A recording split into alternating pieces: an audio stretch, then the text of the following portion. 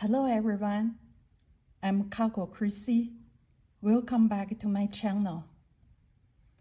Let's start with a moment of silence, please.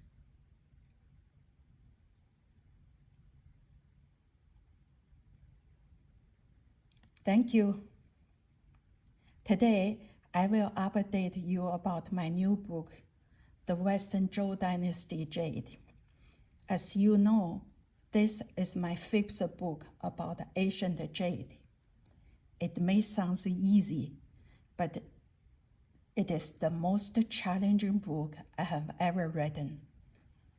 This book split into two parts. The first part is introducing the basic information about the Western Zhou Dynasty, while the second part is focused on how to identify jade, paralleling my research with the studies done on bronze by renowned scholars such as Li Xueqin from Tsinghua University, Casey Chang and Max Lorne, both from Harvard University. Not many scholars have concentrated on Western Zhou jade, but Cai Qingliang from the Taiwan Palace Museum has done significant work comparing Shang and the Western Zhou jade. Building on the foundations laid by those great scholars ahead of me, and through empirical observation of a jade artifact from Neolithic time to the Han Dynasty, shredding Western Zhou Dynasty jade into this long jade history wasn't as hard. The most challenging part of this book was introducing the basic history background of the Western Zhou Dynasty. It is essential to have some basic history knowledge to identify its jade artifact. But condensing about this 250 years of most important history in China into a few pages is difficult. This knowledge must come not only from ancient textbooks, modern scholars' studies, but also from empirical observation of the jade artifact. Interpreting the history of the Western Zhou jade presented us is crucial, especially when I discovered that the Western Zhou Dynasty removed the cornerstone of our connection to God and the fundamental belief in God, which mark a departure of a Chinese culture from divine to human-centered life. This significant difference from the Western culture. This shocking conclusion bothered me deeply for a long time. How dare I point out this aspect of the Western Zhou Dynasty? You may know the Western Zhou Dynasty is the golden standard for the rest of Chinese history about 3,000 years. With King Wenwang respect as the saint of the old rulers, it is the age Confucians wanted us to return to. No one in history dared to say a single negative word. Instead, the ruling system was brilliant for 3,000 years ago. But the fact remains that it severed the connection of God, as evidenced by the jade artifact. This leads to the second part of my book.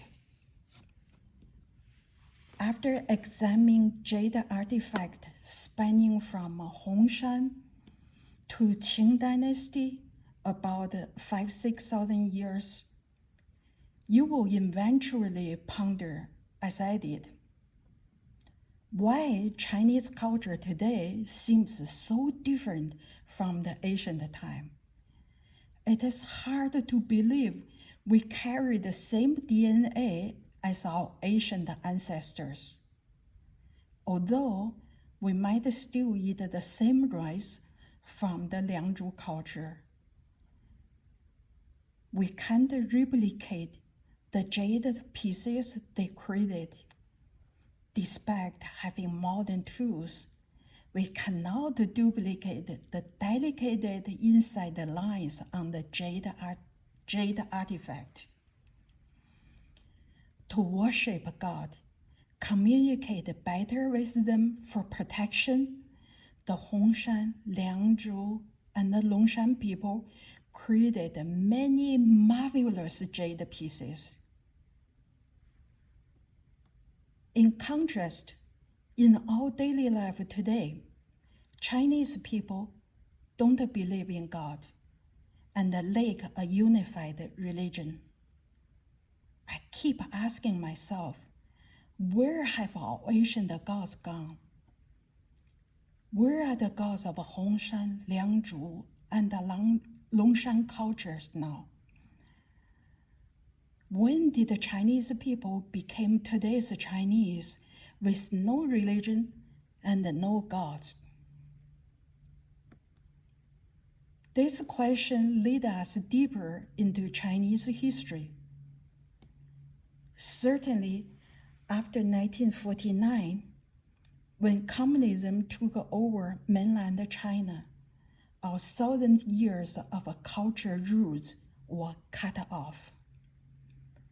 Traditional Chinese values, morals, have been deeply eroded than ever.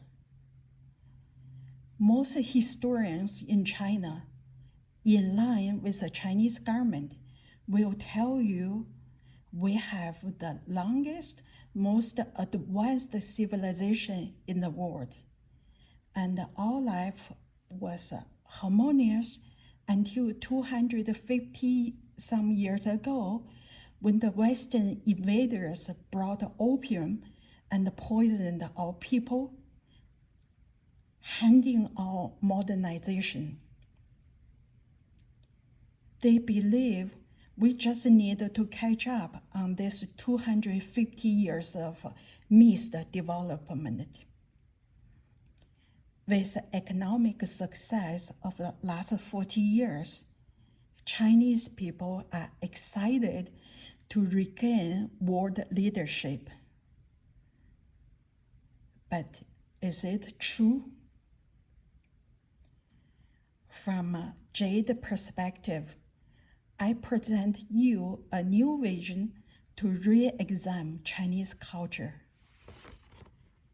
Here is my book.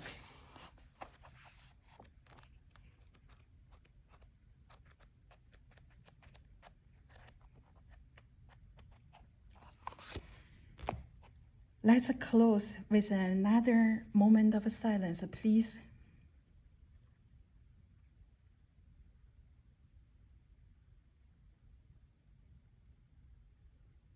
Thank you.